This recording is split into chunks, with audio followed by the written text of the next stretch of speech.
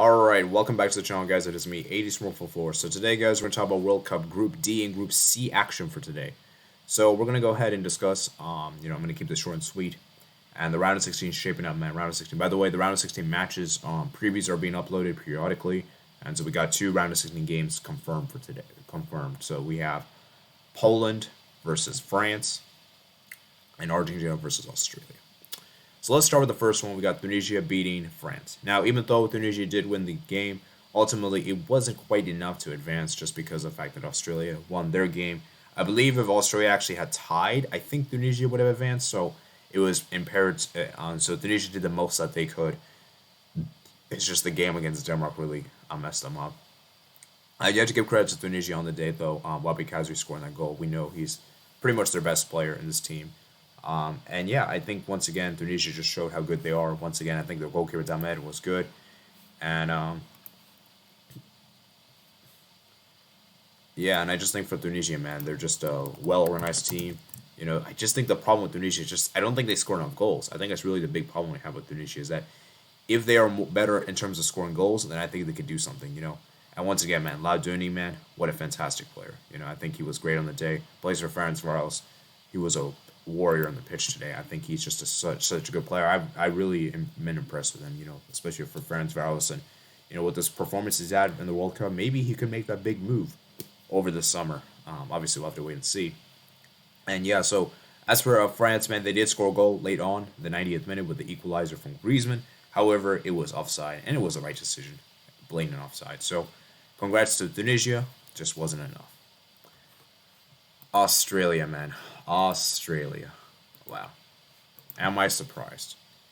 To be fair, guys, I'm not as surprised as you may think. Just because I wasn't impressed with Denmark. They didn't look good against France. They didn't look great against Tunisia. In fact, if there's an argument to be made, I think Tunisia played better than Denmark in that game. I think Tunisia should have won that game. And the fact that Denmark actually finished bottom of the group is actually really, really shocking.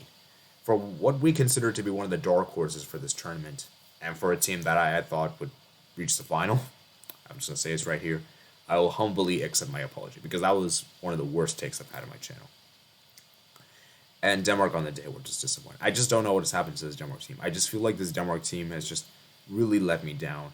I think their goal scoring has been a bit issue, and I just feel like they just don't have enough fight. And I'm just looking at the Danish Kasper Human, man. I just think that he needs to start using the more players. Like, I think he needs to be started using Poulsen more, because Poulsen is actually a good player. I think Poulsen is a good player, and I'm just not really sure why he's persisting on using the likes of Dolberg, and he's just not bringing Poulsen on it whatsoever. Like, is there actually beef between him and the coach? Because he's been an unused substitute, I think, for the last 3 games, and it's just ridiculous, man, because I'm looking at the likes of Lindstrom. I think Lindstrom has been disappointing. Olsen, I think, has been disappointing. Braithwaite, Eriksson as well.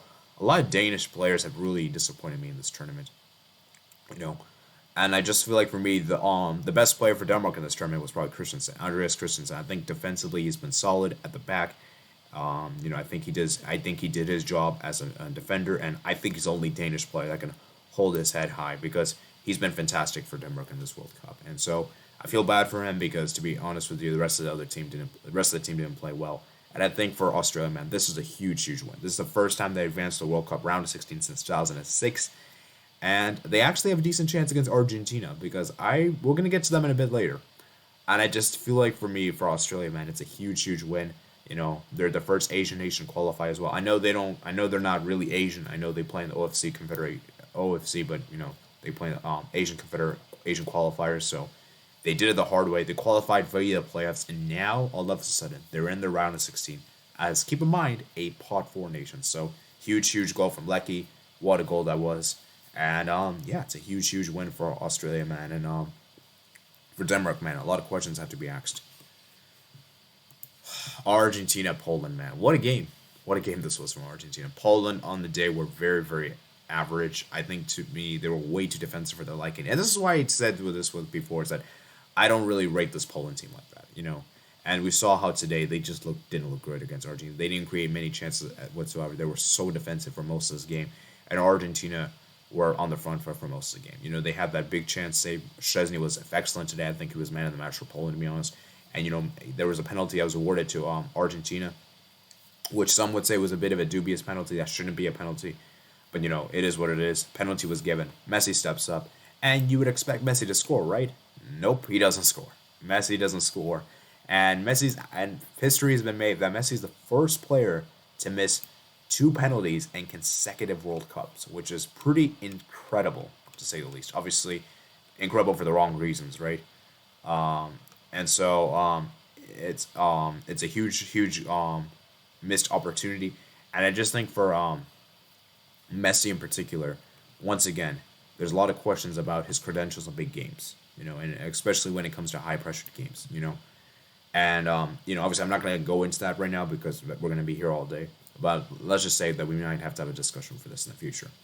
But anyways, getting back to the game, McAllister, I thought was brilliant. McAllister started this game, which I thought was a big call. And you have to look at Molina, man. I think Molina was excellent on the day. Molina puts a great cross for McAllister. McAllister scores, and it is 1-0 Argentina. And it's been deserved. Poland, as I said, were not very good in this game whatsoever. And then the second goal was scored by Julian Alvarez. Enzo Fernandez makes a brilliant assist for him. And, Julian Alvarez should maybe start for Argentina more because I've not really been impressed with Lautaro. I think Lautaro has been really underwhelming. And I think Julian Alvarez is such a good player. He can play on the wings. He can play as a striker. He's a very versatile player. And once again, Enzo Fernandez, proving the quality he is. I know he didn't score on the day, but he got the assist.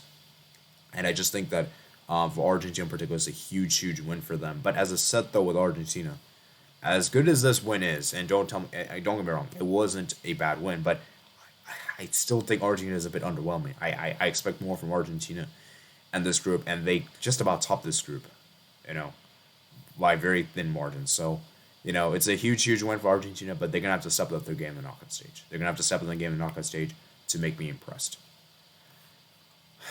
And now for Saudi and Mexico. Mexico, man, Mexico. I'm going to let you, before we talk about Mexico, I want to show you guys the stats real quick for this game because it is ridiculous how many shots Mexico had in this game. Mexico this shouldn't have been a 2-1 win. This should have been like a 5 or a 6. Mexico should have destroyed Saudi Arabia. You look at the stats. Mexico had 26 shots, 11 on target. And you're telling me they can only score 2 goals? 2 goals? Seriously? That is disappointing, man. Disappointing. But you got to give credit to Saudi Arabia's keeper. He's fantastic on the day. He made a lot of good assists. And Henry Martin, man, scoring the goal from the corner. Nice goal there.